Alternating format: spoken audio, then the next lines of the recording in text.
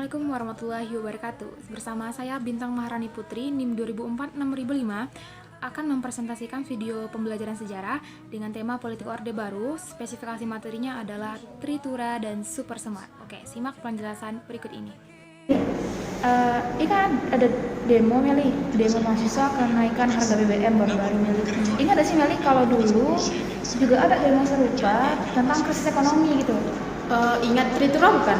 Pas tahun 1966-67 yang dibilang kan itu edisi menumbangkan rezim Soekarno dan memulai awal dari rezim Orde Baru.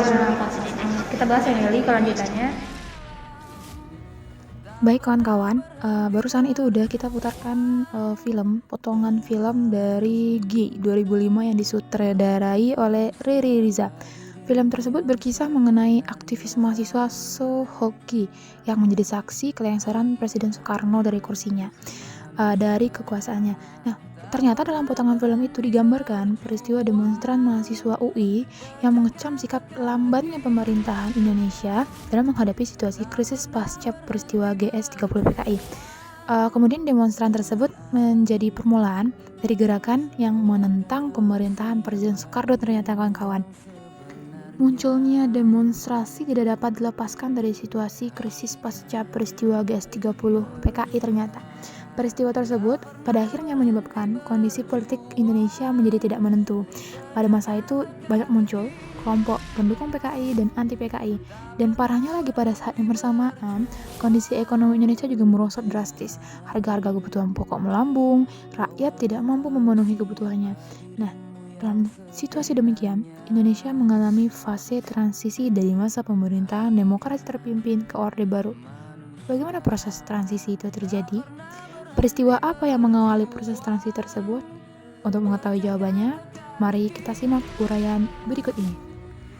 25 Oktober 1965, Menteri Perguruan Tinggi dan Ilmu Pengetahuan PTIP Syarif Thohib mendorong lahirnya Kesatuan Aksi Mahasiswa dan Pelajar untuk menentang G30 SPKI dan menuntut pembubaran PKI. Yang mana tidak berselang lama, Kesatuan Aksi Mahasiswa Indonesia KAMI lahir sebagai gabungan dari berbagai organisasi mahasiswa. KAMI lahir karena kepedulian mahasiswa terhadap kondisi Indonesia yang tidak stabil. Dan mereka yang tergabung dalam KAMI membentuk barisan yang bernama Front Pancasila.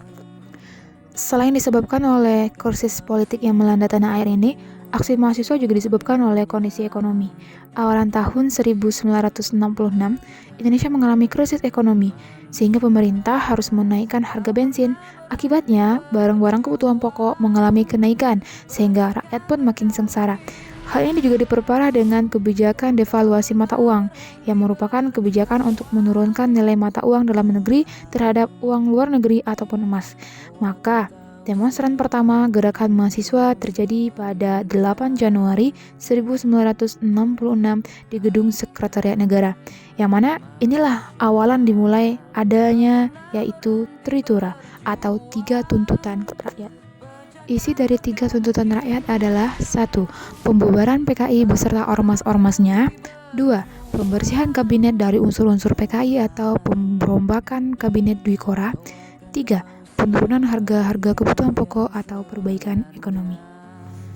12 Januari 1966, berbagai kelompok pemuda dan mahasiswa yang tergabung dalam Front Pancasila tadi melakukan demonstrasi di depan gedung DPR GR.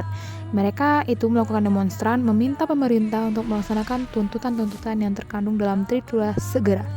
Aksi demonstrasi yang semakin melebar keluar kota Jakarta menyebabkan muncul 2 kubu, pro pemerintah dan anti pemerintah.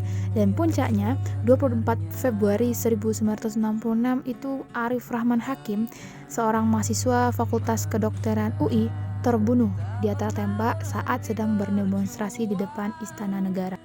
Lantas, bagaimanakah sikap pemerintah pada saat itu yang sedang dipimpin oleh Soekarno menanggapi adanya demonstrasi mahasiswa dan aksi Tritura? Presiden Soekarno bereaksi keras terhadap aksi para demonstran. Katanya, aksi demonstran dapat menurunkan wibawa presiden. Dan 25 Februari 1966, Presiden Soekarno membubarkan KAMI. Pembubaran KAMI diprotes oleh sekelompok mahasiswa Bandung dengan mengeluarkan ikrar keadilan dan kebenaran.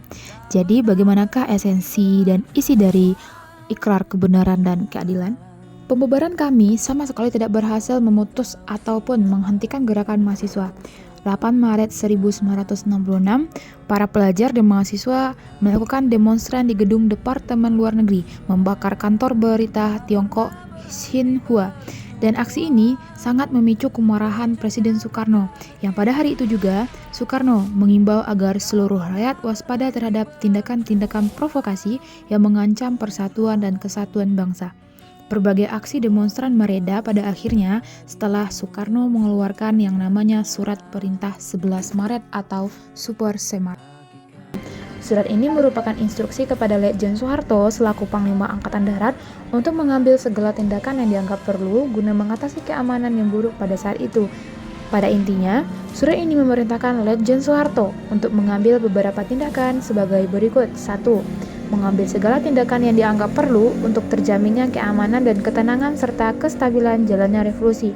2. Menjamin keselamatan pribadi dan kewibawaan pimpinan presiden atau panglima tertinggi atau panglima besar revolusi.